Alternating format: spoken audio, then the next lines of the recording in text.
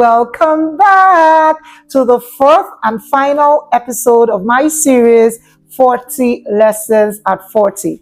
If you haven't seen the first, the second, and the third episode, please do well to go back and watch them so that you can go with the flow. Today, I'll be diving deep into the mindset and the things that make me achieve the level and kind of results I achieve in my personal life, my business, my vision, and my purposeful work. A lot of people keep asking me, how do you do the things that you do? How do you keep releasing new results over and over again?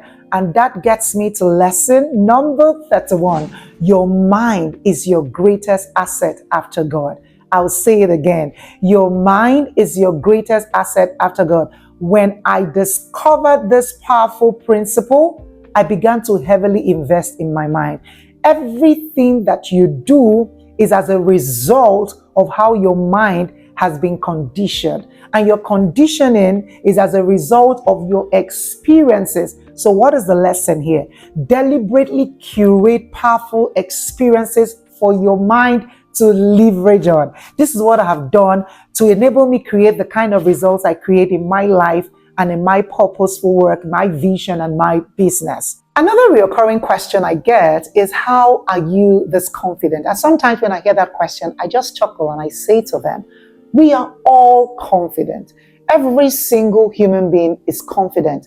This is where the difference lies. Some people believe in their inabilities or their failures, while I believe in my superpowers. And every human being has superpowers. And that brings me to lesson number 32.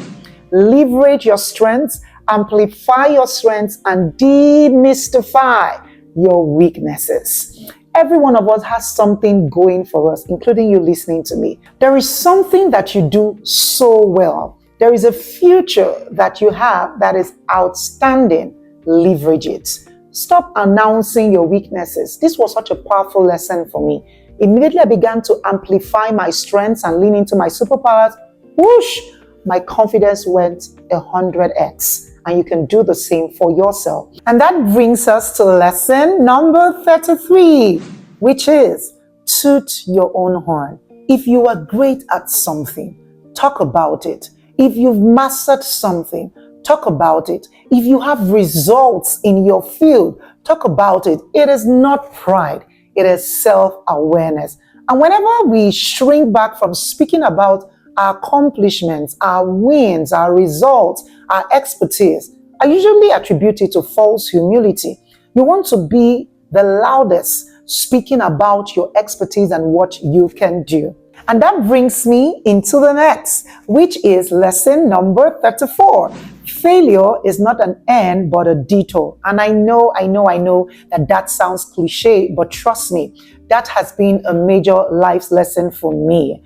My life has been calibrated into different seasons of failure where I'm like, what are you actually doing? But somewhere at the end of that journey, I pivoted into my most outstanding accomplishments. So if you are someone who is experiencing any form of failure, understand that at the end of that failure, it's an accomplishment if you can learn the lessons and apply them as you go on. One major life lesson I have learned is that there are more people willing to help you than you realize. And that is lesson number 35. It took me a while before I learned this lesson. And that is because I was just so afraid to ask. I was just so afraid to ask for help until I cracked it. And then I began to ask, I said, please help me with this. And it shocked me at how much people were willing to support me, to contribute, to push forward my agenda. So if you are pursuing a purpose, a vision, or doing something meaningful, ask. Just learn the principle of ask. There are more people willing to help you than you realize. And that brings me into lesson number 36. And that is, when you do not keep your promises to yourself, you teach yourself not to trust you. I'll say that again. When you do not keep your promises to yourself, you teach yourself not to trust you. So whenever you set goals and say, I will do this, why it is important for you to do it, it's because every time you go ahead to do what you say you will do, you create a pathway, in your brain that says, I can do this. I keep my word. I am capable of doing what I say. At least that is what I learned in my own life. Every time I follow through with something I said I would do, it infused in me the needed confidence to do the next, and the next. But every time I renegated on a commitment to myself, it's almost like I doubted my capabilities the very next time I tried to do something like that. So you see, as we we're already in the new year, ensure that you keep your promises to yourself. It's a major life lesson, and that is lesson number 36. And that brings us into lesson number 37. And that is, there are no small wins. I'll say that again. There are no small wins. Whatever type and form of progress you achieve or attain, ensure that you celebrate it. A good example is that a few weeks ago, I just received sample copies of my book. And you know what I did? I didn't even pause to appreciate the level of discipline and rigor I had put into the manifestation of that book. I went straight to look for mistakes and things that I would correct the publisher on. Until my friend pointed it out to me. And guess what I did? I paused. I took the book in my hand and said, Ezinne, I am proud of you. There are no small wins. So celebrate every win on your journey. If you're someone like me who wears multiple hats and you're multifaceted, you may find that there are a lot of people tugging at you left, right, and center, vying for your attention. And sometimes these people cross certain lines that they are not supposed to cross. For example, I have people calling me up at 10 p.m. and saying, oh, Pastor, I need to talk to you, or I wasn't in church, you didn't call me. Do you know what that does to you? It robs you of your sense of self. It triggers anxiety and causes you to burn out. At least that's what I experienced when I was in that zone. But when you insist and enforce boundaries, it allows you to live fully and wholly. And that brings me to lesson number 38.